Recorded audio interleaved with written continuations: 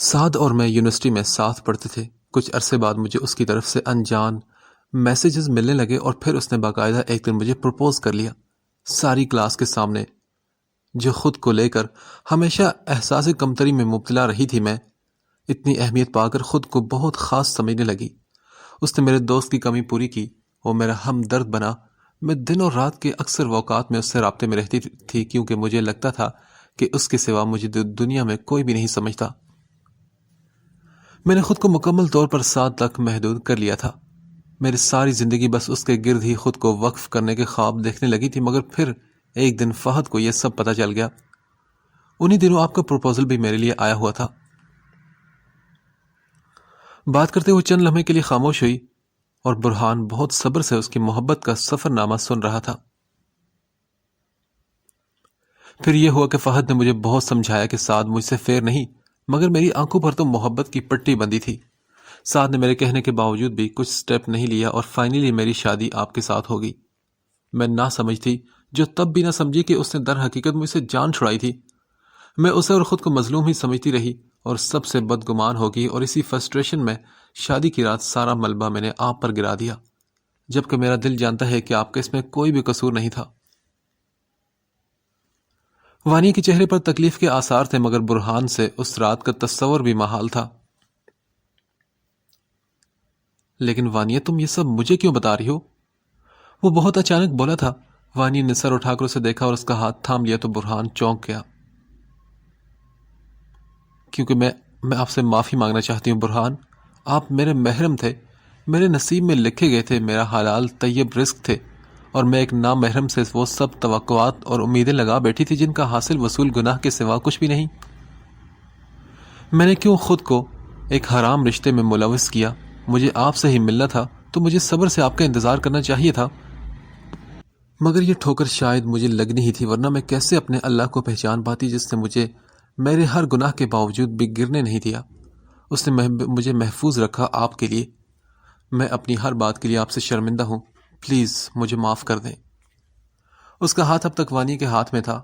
نرم نرم پھولوں جیسی سرسراہٹ اس کے ہاتھوں سے دل تک سفر کر رہی تھی۔ سامنے بیٹھی لڑکی اس کی اولین چاہت تھی، اس کے دل کی ملکہ تھی وہ۔ اس کا دل اس کی طرف ہمک رہا تھا، اس کی ہر خطا معاف کر کے اسے چاہت سے سمیٹ لینے کے لیے، مگر اس کا ذہن اسے روک رہا تھا کہ کیا وہ ایک مرد ہو کر اتنا ہی گرا پڑا تھا کہ ایک چھوٹی سی لڑکی نے جب چاہا اسے دھتکار دیا اور جب چاہا اسے اپنا لیا۔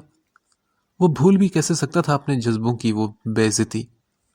نفرت سے اس کے حصار محبت کو جھٹکنا وہ کیسے بھول سکتا تھا؟ آج اسے احساس ہو گیا کہ سعد اس سے فیر نہیں تھا۔ اگر یہ احساس نہ ہوتا تو وہ ساری زندگی اپنے سابقہ عشق پر قائم رہنے والی تھی۔ بہت سرد مہری سے اس نے وانی کے ہاتھ سے اپنا ہاتھ چھڑایا تھا، بہت اچانک، اور اس کے چہرے اور آنکھوں میں بے حسی چھا گئی تھی، گویا اس کے کسی لفظ نے برہان کے دل پر کوئی اثر نہیں کیا تھا۔ وانیہ، مجھے تو لگتا ہے کہ تم نے آج اس عورت کی باتیں اپنے دل پر سوار کر لی ہیں۔ چلو شاباش، سو جاؤ، کل تک تم پھر سے نارمل ہو جاؤ گی۔ Good night. خود پر کمبل برابر کرتے ہوئے سیدھا ہو کر لیٹ گیا اور وانیہ خالی نگاہوں سے اسے دیکھتی رہے گی، مگر پھر کچھ بھی کہنے کی ہمت نہ کر سکی۔ بی بی جی نے کہا تھا کہ تمہاری وفاداری اور خدمت گزاری اسے جیت لے گی، اس لیے وانیہ نا امید نہیں تھی۔ اتنی ناراضگی تو حق تھا اس شخص کا۔ وہ پھر سے خود کو پرجوش کر کے اس کے برابر میں لیٹ گئی تھی۔ اگلی صبح وہ پھر ہنستی مسکراتی اس کے سامنے تھی، اس کی تیاری میں مدد کرواتی ہی اس کے لیے ناشتہ سرو کرتی۔ کل کی بات کا ذرا بھی اثر اس کے چہرے پر نہیں تھا۔ برہان نے یہ نوٹ کیا، مگر وہ کٹھور بنا رہا۔ وہ گیٹ تک اسے چھوڑنے آئی اور کہا، جلدی آئیے گا۔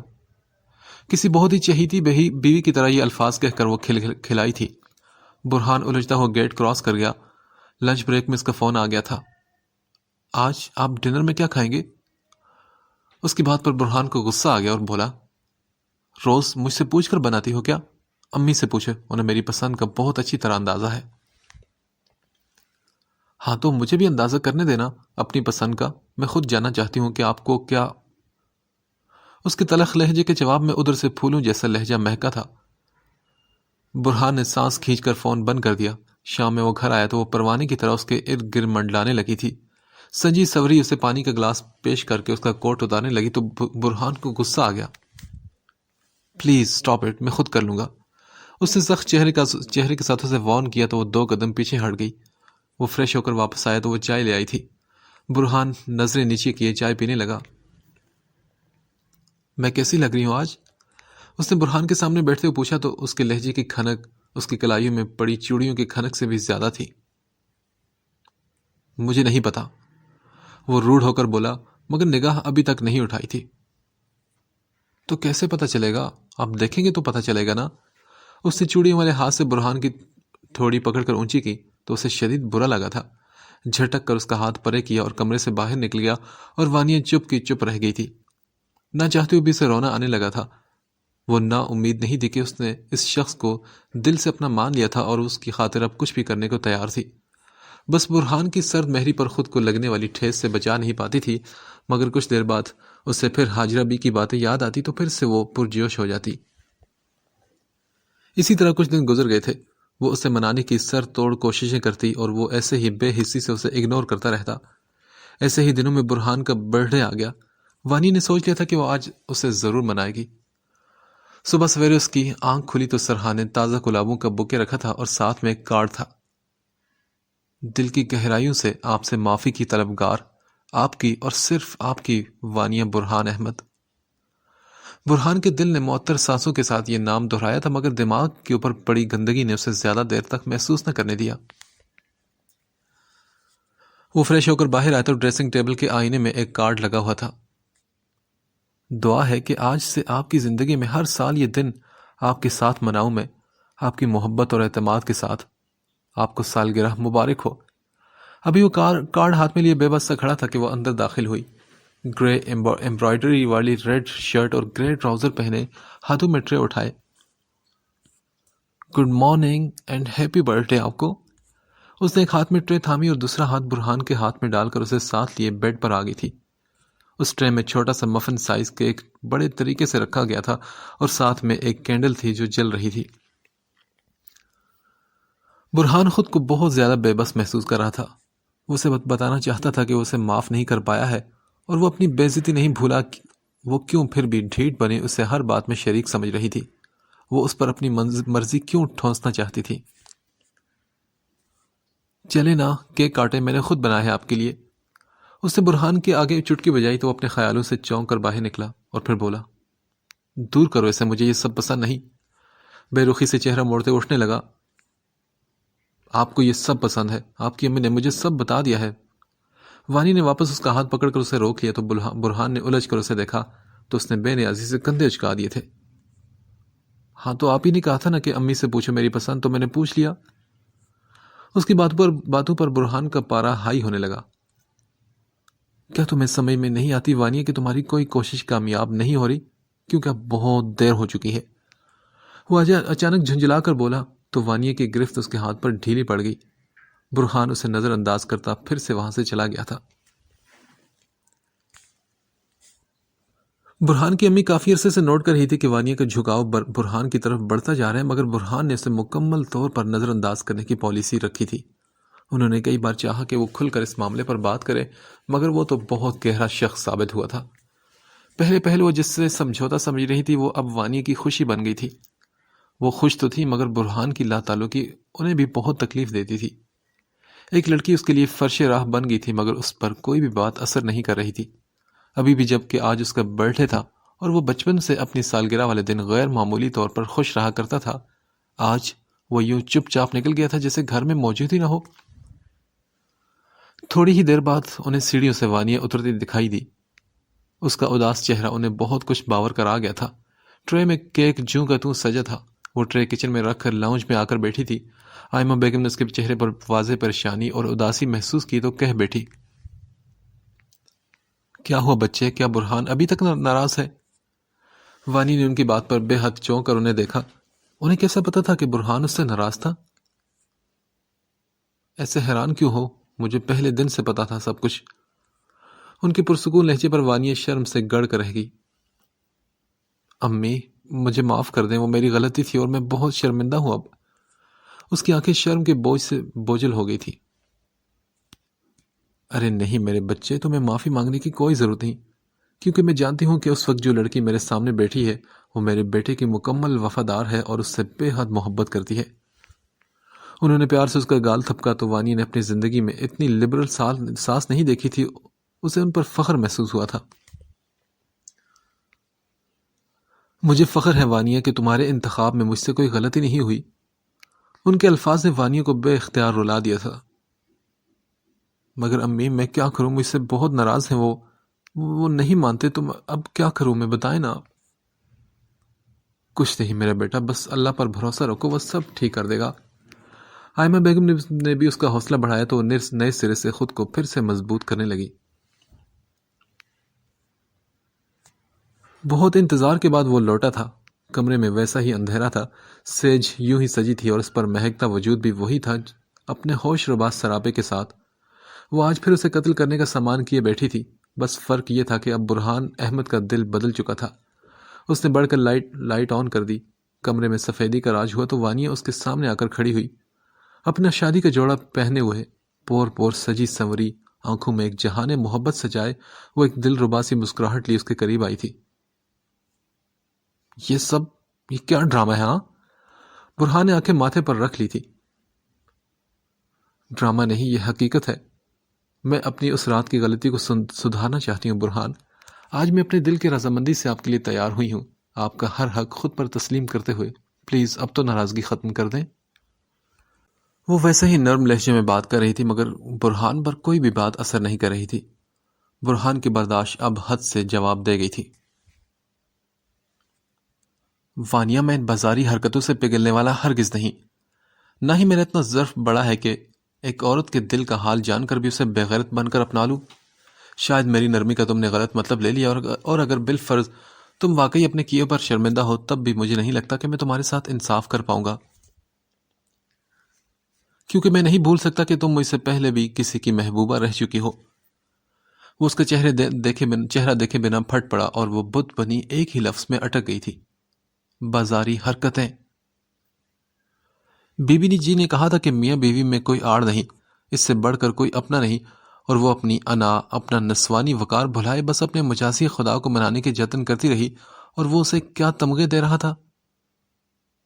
اسے اپنے سنگھار سے وحشت ہونے لگی، اسے اپنے حسن سے گھن آنے لگی تھی۔ کیا یہ آپ کا آخری فیصلہ ہے؟ وانیا نے شکستہ لہجے میں بس اتنا ہی پوچھا۔ پلیز وانیا جاؤ یہاں سے۔ وہ اپنے بالوں کو جکڑے بیٹھ کے کنارے پر ٹک گیا تھا۔ اس نے گھڑی میں وقت دیکھا تو رات بیت رہی تھی۔ صبح تک برداشت کر لیں آپ، کیونکہ ابھی اگر میں نکلی تو لوگ مجھے بازاری عورت سمجھیں گے۔ وہ ایک تیر اس کی روح میں اتار کر واش روم میں بند ہوگی تو برہان نے جبڑے بیچ کر ایک زوردار مکہ بیٹھ کے کنارے پر مارا اور پھر خود برابر والے کمرے میں جا کر سو گیا۔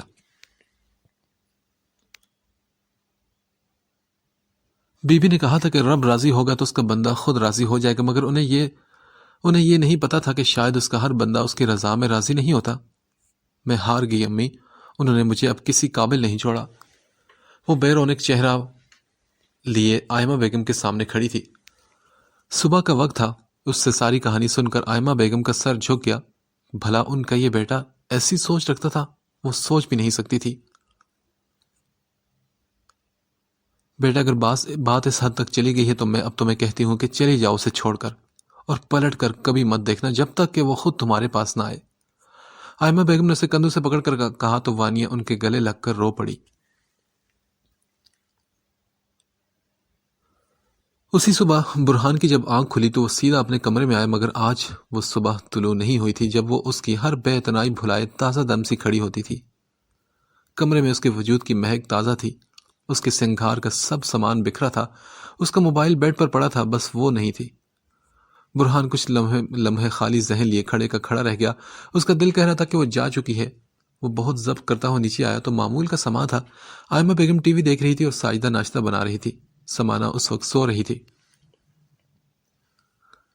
امی کیا آپ نے وانیا کو دیکھا کہیں؟ اس نے محتاط لہجے میں آئمہ بیگم سے پوچھا۔ آئمہ نے اس کی اڑی رنگت صاف محسوس کر رہی تھی۔ بیٹا تمہاری بیوی، تمہیں پتا ہونا چاہیے نا کہ وہ کہاں ہے۔ انہوں نے خلاف طبیعت جواب دیا تو برہان کو ان کا اکھڑا رویہ بہت زیادہ محسوس ہوا۔ وہی تو امی، وہ اوپر نہیں اور نیچے بھی نہیں. کیا آپ کو کچھ بتایا اس نے کہ کہاں گئی ہے؟ اسے اب سچ میں پریشانی ہونے لگی تھی. بیٹا اگر وہ گھر میں نہیں ہے تو اس کی وجہ بھی یقیناً تمہیں معلوم ہوگی برہان. میرے سامنے اب انجان مت بنو پلیز. عائمہ بیگم کا دل بالکل نہیں کر رہا تھا کہ اس سے بات بھی کرے کیونکہ وہ اس سے سخت خفا تھی. امی آپ کچھ بھی. ان کے رویے پر حیران ہوتا مزید کچھ کہہ نہ پایا. پھر واپس اپنے کمرے میں آ کر وہ اندازہ لگا رہا تھا کہ وہ کہاں گئی ہوگی. اس نے فون بھی یہیں چھوڑ دیا تھا. بہت سوچ کر اس نے فہد کا نمبر ڈائل کیا تو دوسری ہی بیل پر فون ریسیو کر لیا گیا. السلام علیکم برہان بھائی، پہنچ گئے آپ کوئٹہ میں؟ فہد کی چہکتی آواز پر اسے سوچنا پڑا اور پھر وہ بولا، کیا وانیہ ہے وہاں؟ اس نے دھیمی آواز میں پوچھا. جی ابھی تو وہ سو رہی ہے، کہہ رہی تھی کہ آپ کو صبح جلدی نکلنا تھا اس لیے نیند پوری نہیں ہوئی اس کی. ساری بات برہان کی سمجھ میں آ گئی تھی. اس نے گھر والوں سے جھوٹ بولا تھا مگر وہ مطمئن تھا کہ وہ اپنے گھر ہی گئی تھی. اب اسے اس جھوٹ کو نبھانا تھا، سو رسمی باتوں کے بعد فون بند کر دیا. صبح سویرے گھر کی دہلیز پر کھڑی وہ بالکل خالی ذہن تھی. اسے بالکل نہیں پتا تھا کہ اسے اپنی اچانک اور اتنی سویرے آمدن کی کیا وجہ بیان کرنی ہے. بس پتا تھا تو اتنا کہ اس کے بہن بھائی کو اس کی طرف سے جو خدشے تھے وہ سچ ثابت ہو چکے تھے.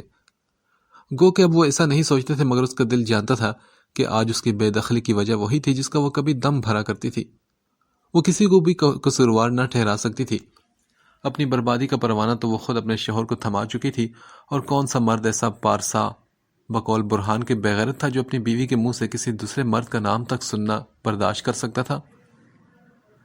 برہان احمد کے سامنے کھڑے ہو کر اس نے بڑی بہادری سے اپنی اور سعد فضل کی محبت کی داستان سناتے ہوئے، اسے اس وقت ذرا بھی اندازہ نہیں تھا کہ کبھی وہ اس شخص سے اسی کی محبت کی بھیک مانگے گی، مگر وقت نے اسے یہ وقت آج دکھا ہی دیا تھا.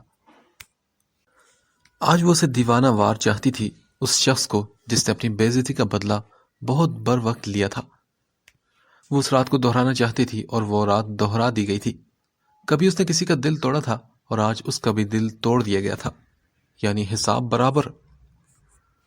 وہ اسے زندگی میں لایا تھا اور اسی نے نکال بھی دیا. اپنے گھر کی بیل پر ہاتھ رکھنے سے پہلے اس نے رگڑ کر اپنا بھیگا چہرہ صاف کیا، بالوں میں اثر نو ہاتھ پھیرا اور فریش سی مسکراہٹ چہرے پر سجا کر اس نے بیل بجا دی تھی. تیسری بیل پر دروازہ کھل گیا تھا. وانو اس وقت کیسے؟ تم خیریت ہے نا؟ فہد اسے دیکھ کر خوش ہونے کے بجائے گھبرا گیا تھا. وانی نے مصنوعی خفگی سے اسے گھورا اور کہا، کیا اب اپنے گھر آنے کے لیے ٹائم دیکھوں میں؟ خیر تمہاری تسلی کے لیے بتا دوں کہ برہان کو آفس سے کے کام سے کوئٹہ جانا تھا تو میں نے سوچا میں بھی کچھ دن تم لوگوں کے ساتھ گزار لوں، بس اسی لیے آ گئی. وہ خود مجھے ڈراپ کر کے گئے ہیں. وہ اپنی دکھ اور کیفیت ہر دکھ کو کمال ضبط سے چھپا گئی تھی. فہد کیسے یقین نہ کرتا. چلو یہ تو بہت اچھی بات ہے، آؤ نا، امی اور ابو بہت خوش ہوں گے تمہیں دیکھ کر. وہ اس کا سامان اٹھائے اسے ساتھ لیے اندر آ گیا تھا. امی ابو نے واقعی اسے ہاتھوں ہاتھ لیا. وہ کبھی رہنے آتی بھی نہیں تھی نا. امی فوراً اس کی پسند کا ناشتہ تیار کرنے لگی اور ابو سب کا حال احوال لے رہے تھے. وہ مطمئن سی مسکراہٹ کے ساتھ سب کے سوالوں کے جواب دینے لگی. ناشتہ کر کے وہ اپنے کمرے میں آ کر سو گئی تھی. گھر والوں سے اس نے یہی کہا تھا کہ اس کی نیند پوری نہیں ہوئی اس لیے اسے سستی ہو رہی ہے، اور کسی نے بھی اسے ڈسٹرب نہ کیا، اور وہ اندر کروٹیں بدلتی آئندہ کے بارے میں سوچتی رہی. فہد سٹور جاتے وقت اسے برہان کی کال کے متعلق بتا گیا تھا مگر یہ طے تھا کہ اسے اب اس شخص کو نہیں ماننا تھا. امی نے خود کہا تھا کہ اب وہ اپنا آپ ہرگز اس کے سامنے عرضہ نہیں کرے گی اور برہان سے اپنا مان وصولے گی. وہ خود اسے منائے گا. پتہ نہیں انہوں نے کیوں اب بھی اسے ایسی امید رکھی ہوئی تھی. بہرحال اسے ان سے کوئی شکایت نہیں تھی. وہ بلا شبہ ایک اچھی خاتون تھی جنہوں نے بیٹے کی ماں ہونے کے باوجود اسے ہی سپورٹ کیا اور وانی کا بھرم رکھا تھا. دوسری صورت میں وہ سوچ چکی تھی کہ وہ سچ سب کچھ امی کو بتا دے گی. یہ اس کا گناہ تھا اور وہ اسے تسلیم کرنے کی ہمت رکھتی تھی. برہان کی جگہ اگر کوئی اور مرد ہوتا تو وہ پہلے دن ہی اس دہلیز پر ہوتی. اس نے تو پھر بھی بہت مہینے صبر کیا اور اس کو کبھی بھی اپنی ملکیت نہ سمجھا تھا. اس کا یہ بھی احسان کچھ کم تو نہ تھا. وہ ایک بار پھر اسے یاد کر کے رو پڑی تھی. وانی اپنے والدین کے گھر میں ہے یہ جان کر برہان مطمئن ہو گیا تھا، ورنہ اس وقت اپنے آفس میں بیٹھے ہونے کے بجائے وہ اسے اس شہر کی بھیڑ میں تلاش کرتا پھر رہا ہوتا. وہ اس سے محبت کرتا تھا اور اس بات کو جھٹلانا اس کے بس میں نہیں تھا. اسی طرح یہ بات بھی جھٹلانا اس کے بس میں نہیں تھی کہ وہ اس کی پہلی محبت نہیں تھا. اس کے دل پر دستک دینے والا پہلا مرد نہیں تھا۔ وہ اپنے جذبات، اپنے اظہار کے الفاظ پہلے بھی کسی پر لٹا چکی ہے۔ جتنی خالص محبت وہ اسے کرتا تھا، وہ خود اتنی خالص ہو کر اسے نہیں ملی تھی۔ بے شک وہ اب اس سے اپنا ہر کردہ اور نہ کردہ گناہ کی معافی مانگ چکی تھی۔ اس کی آنکھوں سے چھلکتے وفا کے جام بھی اسے ہر پل مائل کرتے تھے، مگر جب جب وہ اس کے قریب آتی تو برہان کے کانوں میں اس کی وہ باتیں گونج اٹھتی اور اسے وانیہ کی ہر ادا ایک دھوکہ لگنے لگتی۔ وہ چاہ کر بھی اسے اپنا نہیں پاتا تھا، اور اب تو وہ چلی گئی تھی۔ اس کے جانے سے گھر میں سبھی اس سے ناراض تھے۔ برہان کو پتہ ہی نہیں چلا کہ کب وہ اس کے گھر کے لوگوں کے لیے اتنی اچھی اور عزیز ہو گئی تھی کہ اس کے جانے کی وجہ ہر ایک برہان کو بتا رہا تھا۔ کیوں سب کو لگ رہا تھا کہ ضرور برہان نے ہی اسے جانے پر مجبور کیا ہے۔ خاص کر امی کا رویہ اس کے ساتھ بہت خراب تھا، شاید اس لیے کہ وہ حقیقت سے انجان تھی۔ ان سب باتوں سے پرے خود اس کا دل ایک نہ ختم ہونے والی بے سکونی سے بھر گیا تھا۔ اصولاً تو اس قصے کو اب ختم کر کے اسے مطمئن ہونا چاہیے تھا، مگر وہ ہو نہیں پا رہا تھا۔ زندگی میں خالی پن اتر آیا تھا۔ آج گھر سے نکلتے وقت اس نے کسی چیز کو ہاتھ نہ لگایا تھا۔ جس حالت میں وہ کمرہ چھوڑ کر گئی تھی، اسی حالت میں برہان نے اسے لاک کر دیا تھا۔ اس سے بچھڑنے کا آخری لمحہ اس منظر کو برہان احمد نے اپنی زندگی میں فریز کر دیا تھا۔ برہان نے مجھے بہت مایوس کیا سمانا۔ یقین کرو کہ میرا سر نہیں اٹھ رہا تھا وانیہ کے سامنے۔ مجھے حیرت ہو رہی ہے کہ یہ میرا بیٹا ہے جو اتنی چھوٹی سوچ کا مظاہرہ کر رہا ہے۔ وانیہ میری اجازت سے گئی ہے اور اسے اب چلے ہی جانا چاہیے تھا۔ آئمہ بیگم بڑی اداس سی بیٹھی اپنے بیٹی سے دل کا حال کہہ رہی تھی۔ سمانا خود بھی کافی اداس ہو گئی تھی۔ وہ کم عمر تھی، نادان تھی، مگر کم از کم بھائی کو تو سمجھداری سے کام لینا چاہیے تھا نا۔ پتہ نہیں اس نے اپنے گھر والوں سے کیا کہا ہوگا، اور مجھے تو بھائی پر حیرت ہو رہی ہے کہ وہ تو ایسے سکون سے گھوم رہے ہیں جیسے ان کی بیوی روٹین میں میکے میں رہنے گئی ہے۔ سمانا کی بات پر آئمہ بیگم نے بھی غصے سے سر جھٹکا، گویا ان کا بس نہ چلتا تھا کہ برہان کو جھنجھوڑ ڈالیں۔ میں نے تو سوچا تھا بیٹا کہ وانیہ کی غیر موجودگی شاید اسے احساس دلائے اور وہ اپنے رویے پر شرمندہ ہو، مگر اس کی خاموشی تو مجھے افسوس میں مبتلا کر رہی ہے۔ اچھا امی، اب پریشان مت ہو، آپ کہیں تو میں بھائی سے بات کر لوں؟ نہیں، اب میں خود اس معاملے کو سیٹل کروں گی۔ وہ جیسے کسی نتیجے پر پہنچ چکی تھی۔ ٹھیک ہے امی، مگر دیکھیے گا بھائی کوئی انتہائی قدم نہ اٹھا لے۔ اف امی، کتنی غلط بات ہوگی نا یہ۔ سمانا کو جیسے سوچ کر ہی جھرجھری آ گئی تھی۔ تم فکر مت کرو، ایسا کچھ نہیں کرے گا وہ، اتنا تو یقین ہے اب بھی مجھے اس پر۔ بس دعا کرو ان دونوں کے لیے کہ سب ٹھیک ہو جائے۔ آئمہ بیگم کا لہجہ نرم پڑ گیا تھا۔ دونوں ہی اپنی اپنی سوچیں میں الجھی اپنے اپنے کمروں میں چلی گئی تھی۔ وانیہ کو یہاں آئے آج تیسرا دن تھا۔ گھر آ کر سب کے درمیان رہ کر اس کا ذہن بٹ گیا تھا۔ اپنی تنہائی کا احساس بھی کچھ کم ہو گیا تھا۔ دن بھر امی کے ساتھ اس کا اچھا وقت گزر جاتا، شام میں فہد آ جاتا تو اس کے مزے آ جاتے۔ وہ روز اس کی پسند کی چیزیں لاتا اور رات تک اسے موویز، میوزک میں الجھائے رکھتا۔ کبھی وہ لوگ جیا سے بھی اسکائپ پر بات کر لیتے۔ آخرکار وانیہ ہی نیند کا بہانہ کر کے اٹھ جاتی۔ رات کی تاریکی میں وہ کئی سوالوں سے بیک وقت الجھتی اور اسی آنکھ مجولی میں صبح ہو جاتی۔ اس دن بھی رات کے کھانے کے بعد وہ ٹیرس پر آ گئی تھی۔ ہوا میں ہلکی سی ٹھنڈ تھی اور بھرپور چاندنی رات تھی۔ خاموش فضا میں یہ اداسی کا راج تھا۔ وہ آنکھیں بند کیے ایزی چیئر پر جھولتی اپنی سوچیں میں گم تھی۔ فہد اسے ڈھونڈتا ہوا بالآخر وہیں آ گیا تھا اور اس کے برابر والی کرسی سنبھالتے ہوئے اس سے کچھ دیر وانیہ کے متوجہ ہونے کا انتظار کیا، مگر وہ کہیں دور نکلی ہوئی تھی۔ فہد نے اپنا گلا کھنکار کر اسے اپنی طرف موڑنے کی کوشش کی تو اس نے فوراً آنکھیں کھول دی۔ وانی، برہان بھائی کب تک واپس آ رہے ہیں؟ فہد نے ہنستے اس سے پوچھا تو وانیہ محتاط ہو گئی اور بولی، یہی کچھ ایک ہفتہ اور۔ اس نے اپنے پاس ہی ویسے بات چھوڑ دی تھی۔ اوکے، تو کوئی فون آیا تھا ان کا؟ فہد نے نارمل سے انداز میں اس سے پوچھا۔ سچ یہ تھا کہ برہان نے اسے کوئی کانٹیکٹ نہیں کیا تھا، کرتا بھی کیسے، وہ تو فون گھر پر چھوڑ آئی تھی، مگر فہد کے سامنے اسے کچھ کہنا ہی تو تھا۔ یار وہ بزی ہوں گے نا، اس لیے بات نہیں ہو سکی میری۔ اس کی بات سن کر فہد نے جیسے کچھ سمجھ کر سر ہلایا اور کھوجتی نگاہیں اس پر مرکوز کر دی۔ پتہ ہے آج میں نے ان کو یہاں پر ایک سگنل پر دیکھا تھا۔ اس کی بات نے وانیہ کا رنگ پھیکا کر دیا۔ اور فہد کی زیرک نگاہوں سے اس کا ریئیکشن چھپ نہ سکا۔ فانو، میری بات سنو، تم کچھ چھپا رہی ہو مجھ سے؟ نہیں تو فہد، ایسا تو کچھ نہیں۔ اس نے نظریں چرا کر فوراً پہلو بدلا تھا۔ فہد تو یوں بھی اس کی رگ رگ سے واقف تھا۔ تو پھر یہ سب کیا ہے؟ ہاں، کیا تمہارے علم نہیں کہ وہ اسی شہر میں ہے؟ مجھے تو لگتا ہے کہ وانو تم کچھ چھپا رہی ہو مجھ سے۔ اس نے وانیہ کا بازو تھام کر اس کا رخ اپنی طرف موڑا تو وانیہ چپ رہی، مگر اس کے چہرے پر پریشانی کا سایہ پھیلنے لگا تھا۔ تم جانتی ہو نا کہ تم مجھ سے چھپا نہیں سکو گی، اس لیے خود بتا دو کہ کیا ہوا ہے۔ ہو سکتا ہے کہ میں کوئی حل نکالوں اس مسئلے کا۔ فہد نے نرم سے لہجے میں اسے حوصلہ دیا تو وانیہ نے تھک کر نگاہیں اٹھائی، جیسے اب واقعی اس سے چھپا نہیں سکے گی۔ اور یوں بھی وہ کب تک یہاں رہ سکتی تھی؟ اس معاملے کو ایک طرف تو کرنا ہی تھا نا۔ وہ دھیرے دھیرے سب باتیں بتاتی گئی، شادی کی پہلی رات سے لے کر آخری رات تک کی ہر بات۔ میں کیا کروں فہد، میں خود نہیں آئی۔ برہان نے صورتحال ایسی کر دی کہ وہ سمجھوتے کے لیے بالکل تیار نہیں۔ آخری بات کرتے ہوئے اس کی ہچکیاں بند گئی تھی۔ فہد صبر سے اس کا ایک ایک لفظ سنتا رہا۔ اسے یوں روتا دیکھ کر اس کا دل کٹ کر رہ گیا تھا۔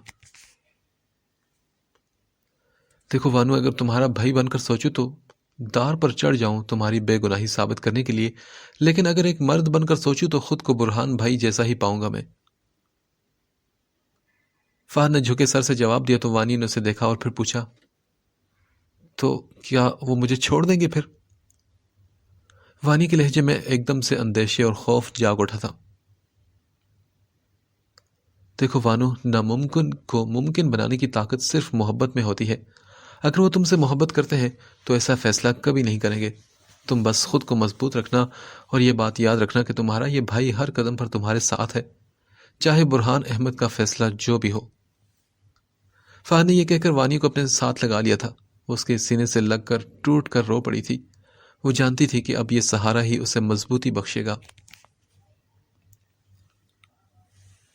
برہان رات کو دیر سے گھر آیا تو آئمہ بیگم کو اپنے انتظار میں جاگتے پایا۔ پہلے تو وہ حیران ہوا اور پھر اندر چلا گیا۔ آپ ابھی تک جاگ رہی ہیں کیا؟ ٹائی کی نوٹ ڈھیلی کرتے ہوئے وہیں بیٹھ گیا تو آئمہ نے غور سے اس کا چہرہ دیکھا۔ اس کا انداز تھکا تھکا سا تھا، ویران آنکھیں اور رف سا حلیہ۔ یہ ان کا وہ بیٹا تو نہیں تھا جسے 28 سالوں سے وہ دیکھتی آ رہی تھی۔ وہ تو بہت مضبوط اعصاب کا مالک تھا، آسانی سے اس پر کوئی بھی چیز اثر انداز نہیں ہوتی تھی۔ اپنی پرابلمز، اپنی تکلیفیں چھپا لینے کا اسے ہنر تھا۔ وانیہ اور اپنے رشتے کی محرومی کو جس مہارت سے اس نے اتنے مہینوں سے چھپایا تھا تو انہیں یقین ہو گیا تھا کہ وہ سمجھوتے کی راہ پر چل چکا ہے۔ وہ اس کے لیے ہمیشہ دعائیں کرتی رہتی اور اس نے کبھی انہیں مایوس بھی نہیں کیا تھا۔ بہت کم عمری سے ہی وہ بہت زیادہ سمجھدار ہو گیا تھا، ہر قدم پر ان کا سہارا بنا تھا۔ وہ انہیں بے حد عزیز تھا، انہیں خود سے زیادہ اس پر بھروسہ تھا، لیکن آج جس طرح ایک چھوٹی سی بات کو بنیاد بنا کر وہ اپنی زندگی کو خراب کر رہا تھا، جس عام سے پن کا وہ مظاہرہ کر رہا تھا، اس چیز نے انہیں بہت شوق دیا تھا۔ امی، آپ کی طبیعت ٹھیک ہے نا؟ کیا ہوا؟ آپ ایسے چپ کیوں ہیں؟ ان کی مسلسل خاموشی سے برہان گھبرا اٹھا تھا۔ اٹھ کر فوراً ان کے پیروں میں بیٹھ گیا۔ ایک پل کو آئمہ بیگم کا دل ڈول گیا تھا۔ یہ تو وہی تھا، ان کا حساس سا بیٹا، مگر اگلے ہی پل انہوں نے چہرے پر سختی داری کر کے اس کے ہاتھ اپنے گھٹنوں پر سے ہٹا دیے اور پھر پوچھا، وانیہ کو لائے تم؟ امی، میں آپ سے پہلے بھی کہہ چکا ہوں نا کہ میں نے اسے جانے کے لیے نہیں کہا، وہ خود گئی ہے۔ اس نے حتی الامکان اپنے لہجے کو نارمل رکھا تھا۔ اس ایک لڑکی کی وجہ سے اس کی ماں بہن اس سے ناراض ہو گئی تھی، گویا وہ جاتے جاتے اس کا ہر رشتہ اسے چھین کر لے گئی تھی۔ تم نے اس کے لیے کوئی اور حل چھوڑا تھا کیا؟ کون سی عورت اپنے شوہر کے منہ سے خود کو بازاری عورت کہلانا پسند کرے گی؟ یہ اوقات ہی تمہاری نظر میں اس پاک باز لڑکی کی؟ آئمہ بیگم نے بلند آواز سے اسے ڈانٹا تھا۔ وہ ایک پل کو حیران رہ گیا۔ انہوں نے کبھی اپنے بچوں سے یہ لہجہ اختیار نہ کیا تھا، مگر اگلے ہی پل اس کے دماغ میں بھی چنگاریاں سے جلنے لگی۔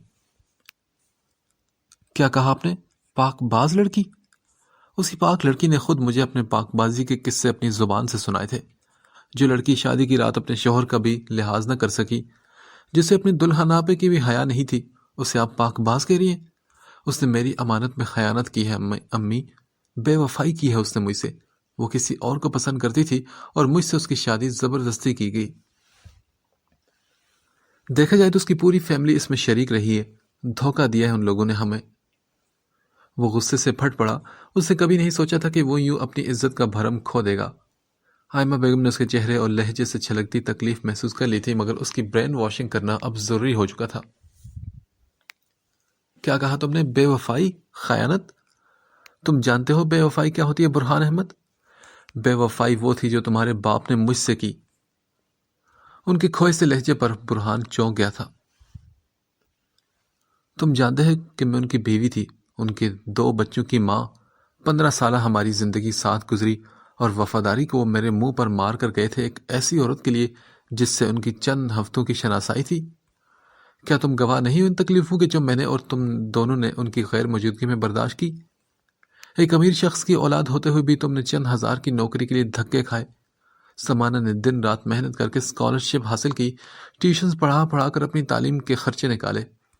کیا ہم تینوں میں سے کوئی بھی اس وقت کی تمہارے باپ کی بے حسی کو بھول سکتا ہے؟ ان کی بات پر برہان کا سر خود بخود انکار میں ہل گیا تھا. اور پھر بھی جب وہ پلٹے تھے تو برہان، میں نے انہیں معاف کیا تھا. مرتے دم تک میں نے ان کا خیال رکھا. ان کی بے وفائی کی انہیں کوئی سزا نہیں دی. جانتے ہو کیوں؟ کیونکہ میں ایک عورت تھی، ایک ماں تھی. اس لمحے اگر میں انہیں دھتکار دے دیتی تو تمہارے دل میں میرے لیے شکوہ رہ جاتا. یہ معاشرہ مجھے الزام دیتا. جب انہوں نے مجھے چھوڑا تو کسی نے جا کر ان کا گریبان نہیں پکڑا، کیونکہ یہ ان کا شرعی حق تھا. مگر ایک عورت کو ہمارا معاشرہ اتنی اتھارٹی نہیں دیتا کہ وہ ایک مرد کو اس کے گناہوں کی سزا دے سکے. میری ساری محنت داؤ پر لگی تھی. مجھے اپنی عزت اور اپنا مقام بچانا تھا، تو میں نے انہیں پھر سے اپنا لیا. آج تم بھی اسی مقام پر کھڑے ہو برہان، جہاں کل تمہاری ماں کھڑی تھی. فرق یہ ہے کہ تم مرد ہو، تم با اختیار ہو اور با کردار بھی. تو تم جو بھی سزا دو گے وہ جائز سمجھی جائے گی. تمہارے ساتھ ہوئی زیادتی پر تمہارے لیے ہمدردوں کی کوئی کمی ہرگز نہیں ہوگی. مگر ایک فرق اور بھی ہے برہان، اور وہ یہ ہے کہ تمہاری بیوی نے تم سے کوئی بے وفائی نہیں کی. اس کی زندگی میں تمہارے بعد کوئی نہیں آیا. وہ جتنا اس گھر میں یا تمہارے نکاح میں رہی تم سے ہی وفادار رہی. اس کی زندگی میں جو کوئی بھی تھا تم سے پہلے تھا، تب جب وہ آزاد تھی اور کسی کی پابند نہیں تھی. سو جب تم اس کی زندگی میں نہیں تھے تب کوئی بھی ہوتا اس کے لیے وہ تمہیں ہرگز جواب دہ نہیں ہے. برہان نے ان کی آخری بات پر احتجاجاً سر اٹھایا. کیوں ایک مرد کے گناہ کو بھی ہم غلطی سمجھ کر معاف کر دیتے ہیں، اور کیوں ایک لڑکی کی غلطی کو بھی گناہ بنا دیتے ہیں؟ مرد ہزاروں عورتوں کے درمیان وقت گزار کر بھی ایک پاک باز لڑکی سے شادی کر لیتا ہے اور اس کا حاکم بھی بن جاتا ہے، اور ایک معصوم لڑکی محض کسی کو پسند کرنے کے جرم میں تمام عمر مردوں کی ٹھوکروں کی زد پر رہتی ہے. ایسا کیوں کرتے ہیں ہم بیٹا؟ ہاں بتاؤ مجھے. امی، آپ جانتے ہی نا کہ میں ایسا نہیں. بس میں اپنا دل بڑا نہیں کر پا رہا، اور میں یہ بات بھول نہیں پا رہا. میں کیا کروں؟ برہان نے بے بس ہو کر اپنا سر ہاتھوں پر گرا لیا تھا. آئمہ بیگم نے مسکرا کر اس کے سر پر ہاتھ پھیرا اور کہا، تم میرے بیٹے ہو برہان احمد. تمہارا ظرف تو آسمانوں جیسا ہونا چاہیے. تم کہتے تھے کہ میں نے عورتوں کے لیے وفا کی مثال قائم کی ہے، تو کیا تم مردوں کے لیے کوئی مثال قائم نہیں کرو گے؟ برہان نے نظر اٹھا کر انہیں دیکھا، جیسے اس سے لگا جیسے اس کے ذہن میں ایک اور در کھلا ہو. بیٹے، وانی نے گناہ نہیں کیا تھا، پھر بھی بار بار تم سے اور اپنے رب سے اس کی معافی مانگ چکی ہے. اسے محبت کے نام پر دھوکہ ملا تھا، پھر بھی اس نے پورے خلوص سے تم سے محبت کی، اور تم نے اسے نہ معافی دی نہ محبت. کیا تم بھول گئے کہ وہ تمہاری پسند سے اس گھر میں آئی تھی؟ آئمہ بیگم نے بدستور اس کا سر سہلاتے ہوئے اپنی بات جاری رکھی، تو برہان کے دل نے ایک بیٹ مس کر دی. وہ کب بھولا تھا کہ وہ تو اس کی پہلی چاہت تھی. اب میں کیا کروں امی؟ ہاں آپ ہی بتائیں نا مجھے. وہ تھک کر بچوں کی طرح ان کی گود میں سر رکھ کر بیٹھ گیا تھا. بس بیٹا، اسے اسی محبت سے سمیٹ لو، اور اگر اب بھی تمہارا ظرف کم پڑ رہا ہے تو تم اسے آزاد کر دو. ان کی آخری بات پر برہان نے ایک دم سر اٹھایا. نہیں، میں ایسا نہیں کر سکتا امی. ہاں تو پھر وہی کرو نا جو تمہارا دل ایک عرصے سے کہہ رہا ہے. اپنی حالت دیکھو، کیا تم خوش ہو اس سے خود سے دور کر کے؟ آئمہ بیگم نے مسکرا کر اسے ٹٹولا تو برہان کے چہرے پر بے ساختہ ایک مسکراہٹ دوڑ گئی. اس کی دل کی ساری گرہیں ایک ایک کر کے کھلتی جا رہی تھی. ہم لوگ کتنے بھی بڑے ہو جائیں، ہمیں ماؤں کی ضرورت ہمیشہ رہتی ہے. امی، تھینک یو سو مچ. ان کا ہاتھ چومتا ہوا کھڑا ہو گیا تو وہ بولی، اور ہاں سنو، یہ ساجدہ بتا رہی تھی کہ تم نے اپنا کمرہ لاک کر دیا اور سختی سے منع کیا کہ اسے کوئی نہ کھولے، کیا یہ صحیح ہے؟ وہ اسے مزید چھیڑنے لگی تو وہ بولا، امی بس اب آپ کی بہو ہی آگرے سے کھولے گی۔ وہ مسکراہٹ دباتا باہر نکلے گا تو آئمہ بیگم نے اس کے ہر اٹھتے قدم پر اپنی دعاؤں کی زنجیر بھی باندھ دی تھی۔ آج فہد اسے ضد کر کے اپنے ساتھ سٹور لے آیا تھا تاکہ اس کا دل بہل جائے۔ وہ مالکانہ انداز میں منہ اٹھائے اس کی 3 منزلہ سپر مارکیٹ میں یہاں وہاں گھومنے لگی۔ ارد گرد پھرتے ہوئے باوردی سیلز مین اسے احتراماً دیکھ کر سلام کر دیتے اور وہ سر جھکا کر آگے بڑھ جاتی۔ پرفیومز کے ریک کے پاس اس کے قدم خود بخود رک گئے تھے۔ مختلف خوشبوؤں سے آشنائی حاصل کرنے کے بعد وہ پیچھے پلٹی تو کسی سے ٹکراتے ٹکراتے بچی۔ سامنے وہی کھڑا تھا جس کے ملنے کا اب وہ گمان بھی نہیں کر سکتی تھی۔ سعد فضل اپنی ہمیشہ والی مسکراہٹ کے ساتھ سینے پر ہاتھ باندھے اسے ہی دیکھ رہا تھا، گویا وہ پہلے ہی جان گیا تھا کہ اس کے آگے چلتی ہوئی لڑکی کوئی اور نہیں بلکہ وانیہ طارق ہی تھی۔ وانی کو اپنی نظروں کا دھوکہ لگا۔ بے اختیار سر پر اس نے سیاہ سکارف تھوڑا سا آگے کو کھسکا لیا تھا۔ تو تم مجھے مل ہی گئی وانیہ، میں تو سمجھتا تھا کہ تم اس شہر میں نہیں ہو، ورنہ میری تلاش اتنی بے ثمر تو نہیں ہو سکتی تھی۔ اس کے وہی انداز تھے جن پر کبھی وانیہ جان دینے کو تیار رہتی تھی، مگر آج تو اس کے دل کا موسم بدل چکا تھا۔ اس نے پروقار انداز میں سر اٹھا کر اسے دیکھا اور پھر کہا، تمہاری تلاش تو اب بھی فضول ہی ہے سعد فضل، کیونکہ جو تمہارے سامنے کھڑی ہے وہ وانیہ طارق نہیں بلکہ مسز وانیہ برہان احمد ہے۔ اس کی بات پر صاحب کے ہونٹ آپس میں سمٹ گئے۔ اچھا، تو کیا مجھے بھولنا اتنا آسان تھا تمہارے لیے؟ کہاں گئی وہ محبت جس کی تم دعوے دار تھی؟ وہ حساب کتاب کے کھاتے کھول کر بیٹھ گیا تھا، مگر وانیہ اب اس کے ہر قرض سے بری ذمہ تھی۔ اگر وہ محبت ہوتی سعد تو باقی رہتی، مگر وہ محبت نہیں تھی، نہ میری طرف سے نہ تمہاری طرف سے۔ اور رہا تمہیں بھولنے کا سوال، تو سچ کہوں کہ اب میرے گمان کے رستوں سے بھی تمہاری یاد کا گزر نہیں ہوتا۔ تم صرف ایک غلطی تھی میری، اور غلطیاں سبق سیکھنے کے لیے ہوتی ہیں جو کہ میں سیکھ چکی ہوں۔ وانیہ کے اعتماد بھری باتیں سعد کو کھٹکا گئی تھی۔ مگر وانیہ، میں تو تمہیں کبھی نہیں بھولا، راستہ تو تم نے بدلا تھا، میں نے نہیں۔ اس نے بر وقت اسے یاد دلائے تو وانیہ سر جھٹک کر مسکرائی۔ پتہ نہیں اسے کتنا بیوقوف سمجھتا تھا۔ نہیں سعد، میں تمہیں کبھی یاد نہیں آئی تھی۔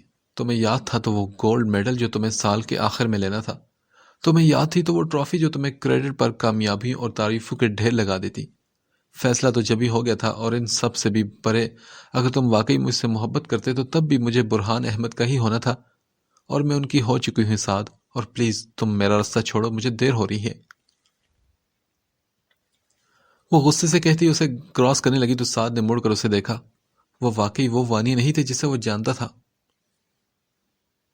کیا تمہارے برہان احمد کو پتا ہے کہ تم کبھی میری محبت کا دم بھرتی تھی؟ سعد نے اس کے پیچھے سے آواز لگائی اور اس کا سلگتا لہجہ وانی کو پلٹنے پر مجبور کر دیا۔ وہ تم جیسے کم ظرف انسان نہیں، اور نہ ہی میں تم جیسی منافق۔ میں نے انہیں شادی کی رات ہی سب کچھ سچ بتا دیا، اور دیکھو میں آج بھی مسز برہان احمد ہی ہوں۔ اب تم بھی کوئی پھپھو کی بیٹی ڈھونڈ ہی لو۔ وہ طنزیہ مسکراہٹ اس کی طرف اچال کر آگے بڑھی، مگر سامنے سے آتے برہان کو دیکھ کر اس کے قدم وہی جم گئے تھے۔ سعد جو اسے دیکھ رہا تھا، سامنے کھڑے اجنبی شخص کو دیکھ کر چونک گیا۔ وانی کا دل چاہا تھا کہ وہ ابھی منو مٹی تلے جا سوئے۔ کیا یہی رہ گیا تھا ہونے کو کہ وہ اسے سعد کے ساتھ کھڑا دیکھ لیتا؟ برہان فہد کے بلاوے پر سٹور میں آیا تھا۔ کل رات اس نے فہد سے وانی کے بارے میں پوچھا تھا، اور اسی کے کہنے پر وہ صبح یہی آ گیا تھا۔ وانی کو ڈھونڈنے میں اسے ذرا سی دیر نہیں لگی تھی، مگر اسے سعد کے ساتھ کھڑا دیکھ کر وہ چھپ گیا تھا۔ شاید اس کی مدد تھی جو قدرت کی طرف سے کی گئی تھی کہ آج دل سے یہ آخری خلش بھی نکل جانی تھی۔ وہ ان کی سب باتیں سن چکا تھا، اور اب سعد کی آخری بات کا جواب وہ خود دینا چاہتا تھا۔ وانی برہان احمد کو دیکھ کر سر جھکائے کھڑی تھی۔ اسے ڈر تھا کہ وہ بھرم جو وہ سعد کے سامنے رکھنا چاہ رہی تھی برہان توڑ نہ دے، مگر وہ مسکراتا ہوا آگے بڑھا، اسے بازو سے تھام کر اپنے پہلو میں لے کر سعد کی طرف آ گیا۔ سعد کو لمحہ لگا تھا اسے پہچانے میں۔ وانیہ حیران اور گم سے اسے دیکھے گئی۔ ہیلو سعد، میں ہوں برہان احمد، وانی کا ہسبینڈ۔ آئی ہوپ کہ آپ مجھے جانتے ہوں گے، کیونکہ میں تو آپ کو بہت اچھی طرح جانتا ہوں۔ اس نے بوکھلائے ہوئے سعد کا ٹھنڈا پڑتا ہاتھ خود مسافے کے لیے تھاما تو سعد سے وہاں ٹھہرنا 2 بار ہو گیا۔ اور ہاں کبھی آنا ہمارے گھر، وانیہ بہت اچھی کوکنگ کرتی ہے یار، بھائی مجھے تو اس نے موٹا کر دیا کھلا کھلا کر۔ وانیہ ہونک بنی اس کی باتیں سن رہی تھی، یہ وہ برہان احمد تو نہیں تھا جسے وہ جانتی تھی۔ جی ضرور، آپ سے مل کر اچھا لگا، ساتھ دو لفظ کہہ کر مڑ گیا۔ کہنے کو تھا ہی کیا، وانی کو یہاں دیکھ کر وہ ٹھٹکا ضرور تھا، اسے ڈر بھی تھا کہ اسے سامنے پا کر بے قابو ہو جائے گی اور اس کی بے وفائی کا حساب مانگے گی، سو اس نے خود ہی بڑھ کر اسے زیر کرنا چاہا تھا، مگر اب وہاں ان باتوں کی نہ اہمیت تھی نہ ضرورت۔ اسے ماننا پڑا کہ وہ واقعی وہ وانیہ طارق نہیں رہی تھی جو اس کی ایک نظر سے سرخ پڑ جاتی تھی، جو اس کے کہے ہر لفظ کو آفاقی سچ تسلیم کر لیتی تھی۔ وہ اسے پسند تھی، مگر یہ سچ تھا کہ اس کی ترجیح نہیں تھی، اس کے جانے سے صرف ایک رنگینی کم ہوئی تھی، کوئی خلا نہیں آیا تھا۔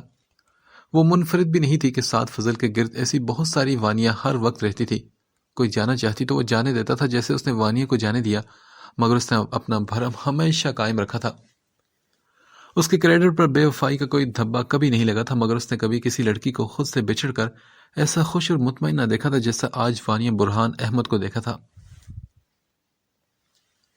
وہ بے حد شاندار سا شخص اسے یوں ہی بازو کے گھیرے میں لیے ہنستا مسکراتا آگے بڑھ رہا تھا اور سعد کو حیران چھوڑ کر چلا گیا تھا۔ سعد کے جاتے ہی برہان نے حیران کھڑی وانیہ کا کندھا ہلا کر پوچھا، ہیلو کہاں گم تم؟ آپ نے وانیہ سے کچھ کہا نہیں کیا؟ ہاں مجھے یہ بتاؤ کہ کس سے پوچھ کر تم نے گھر چھوڑا تھا؟ ہاں برہان نے اسے کڑے تیورے سے گھورتے ہوئے پوچھا تو وہ بولی، آپ ہی نے تو کہا تھا کہ چلی جاؤ۔ اچھا کیا میں نے یہ کہا تھا کہ تم گھر سے چلی جاؤ؟ اس نے بغور اس کی آنکھوں کو دیکھتے ہوئے گھور کر پوچھا تو وہ بولی، روکا بھی تو نہیں تھا نا آپ نے نا؟ اچھا میرے فرشتوں کو خبر نہیں تھی کہ تم چلی گئی تو میں کیسے روکتا؟ ہاں تو اگر میں بتا دیتی تو کیا آپ روک لیتے؟ وہ آگے بڑھتا ہو پوچھنے لگا تو وانیہ بھی اس کے پیچھے پیچھے چلتی اسے جواب دینے لگی تھی، ہاں میں تمہاری ٹانگیں توڑ دیتا، کہا تھا نا میں نے کہ میرے نکاح سے تو تم اب پوری عمر نہیں نکل سکتی۔ اسے دھمکاتا اس کی طرف مڑا، وہ دونوں چلتے چلتے بیکری کی سائڈ پر آ گئے تھے اور سامنے سے ہی فہد چلا آ رہا تھا۔ برہان کو دیکھ کر اس نے ہاتھ ہلایا، چلو اب آؤ تمہاری فیورٹ شاپنگ تو کروا دوں، میری تو حسرت رہے گی کہ کبھی تم میرا ہزاروں کا بل بناؤ۔ وہ فہد کو آنکھ مارتا آگے بڑھ گیا تو وانیہ نے گھور کر فہد کو دیکھا تھا، بائی گاڈ میں نے کچھ نہیں کیا، انہوں نے خود فون کیا تھا تمہارے لیے۔ فہد نے مصنوعی خوف سے ہاتھ اٹھا کر وانیہ سے کہا تو وانیہ نے رخ پھیر لیا، جاؤ بھی اب خوب ساری شاپنگ کرو اور سارے بدلے نکالو، اتنا خرچہ کرو کہ اس شخص کا بینک اکاؤنٹ خالی ہو جائے اور یہ ڈیفالٹر نکل آئے۔ فہد بولتا رہا اور وانی کی ہنسی چھوٹ گئی، پھر فہد نے اسے گلے لگا کر رخصت کیا اور وہ سنجیدہ شکل بنائے گاڑی میں آ کر بیٹھ گئی۔ برہان نے ایک نظر ڈرائیونگ پر توجہ کر رکھی تھی، سارا راستہ خاموشی سے کٹ گیا اور وانیہ منتظر رہی کہ وہ کچھ کہتا۔ گھر آتے ہی وہ اندر بھاگ گئی تھی، خالی گھر اسے حیرت میں مبتلا کر گیا تھا۔ امی تو افراز کے گھر گئی ہیں، سمانہ ہاسپٹل اور ساجدہ کی میں نے چھٹی کر دی، اور رہا میں تمہارے سامنے ہوں۔ وہ ڈھیلے سے قدموں سے چلتا اس کے بالکل سامنے آ کر رک گیا تھا۔ وانیہ کا دل دھڑک اٹھا اور وہ زیر لب مسکرا دی۔ وہ اوپر کمرے کی طرف چلا گیا تو وہ بھی اس کے پیچھے اپنے کمرے تک آئی تھی۔ دروازے کا لاک گھمایا تو وہ لاک تھا۔ اس نے الجھ کر برہان کو دیکھا تو اس نے بنا کچھ کہے اسے چابی تھما دی، اور دروازہ کھلتے ہی وانیہ تو حیران رہ گئی۔ ایسا لگا تھا کہ اسے ایک لمحہ بیتا ہے اس کمرے سے نکلے ہوئے۔ اس کا وہ جوڑا ابھی تک یوں ہی بیڈ پر پڑا تھا، اس کے سارے زیور میک اپ ایسے ہی ٹیبل پر بکھرا پڑا تھا جیسے اس نے چھوڑا تھا۔ موبائل بیڈ کے بیچوں بیچ پڑا تھا۔ وہ جلدی سے آگے بڑھی تو پیچھے سے اندر آتے برہان نے دروازہ پھر لاک کر دیا۔ آہٹ پر وہ پلٹی تو اسے دروازے سے ٹیک لگائے کھڑا دیکھا۔ یہ سب آپ نے کچھ بھی نہیں کیا؟ اس نے کمرے کی حالت کی طرف دیکھ کر اشارہ کیا تو وہ بولا، تم چلی گئی تھی وانیہ، مگر میں تمہاری آہٹوں کو روک لینا چاہتا تھا، میں تمہاری خوشبو کو قید کر لینا چاہتا تھا۔ اس کمرے کی ہر چیز کی طرح میری زندگی بھی اسی لمحے میں فریز ہو گئی تھی وانیہ۔ میری زندگی کی گرمی تمہارے وجود سے، تمہاری وفا نے میری محبت کو قید کر لیا ہے، اور میں چاہ کر بھی اب تم سے دور نہیں رہ سکتا۔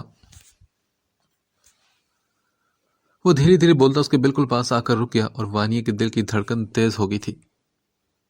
وہ حیرانی کے سمندر میں غرق تھی کہ کیا یہ وہی برہان تھا؟ آپ نے مجھے معاف کر دیا ہے نا؟ اس نے لرزتی پلکیں اوپر اٹھائی تو برہان نے گہری سانس خارج کی اور اس کا ہاتھ اپنے مضبوط ہاتھ میں دبا لیا۔ نہیں، تم پہلے مجھے معاف کر دو کہ میں نے تمہاری اتنی انسلٹ کی۔ اس کا سادہ سا انداز وانی کو رلا گیا تھا، کیونکہ اس کے معافی بارگاہ الہی میں قبول ہو گئی تھی اور اس کی دعائیں رائگاں نہیں گئی تھی۔ میں نے بھی تو آپ کے ساتھ کوئی کم زیادتی نہیں کی نا؟ وہ اپنے آنسو صاف کرتے ہوئے بولی تھی۔ اعتراف کے لمحے بے حد حسین تھے۔ برہان کچھ سوچ کر مسکرایا اور پھر بولا، شکر ہے کہ تمہیں یہ خیال بھی آیا کہ تم نے میرے ساتھ کتنی زیادتی کی ہے۔ اس کی بات پر وانی نے سر اٹھایا تو اس کی شرارت سے پر آنکھیں ہر راز کو کھول گئی تھی۔ وہ شرما کر پھر نظریں جھکا گئی۔ ویسے یہ شرما کر کون سی زیادتیوں کا ازالہ کریں آپ محترمہ؟ برہان نے جی بھر کر اس کی جھجک کو انجوائے کرتے ہوئے پوچھا تھا۔ کیا مطلب ہے آپ کا؟ مطلب یہی کہ تمہیں تو خود بڑھ کر اپنی ہر زیادتی کا ازالہ کرنا چاہیے نا؟ برہان نے اپنا کشادہ سینہ اس کے لیے کھول دیا۔ آپ بہت بے شرم ہیں آپ۔ وانیوں سے آنکھیں دکھاتی آگے بڑھی تو برہان نے کہہ لگاتے اسے خود میں سمیٹ لیا۔ برہان احمد کے وجود سے اٹھتی وہی خوشبو اس کا حصار کرنے لگی تھی اور وانی کو یقین تھا کہ اب یہ حصار کبھی بھی ٹوٹنے والا نہیں۔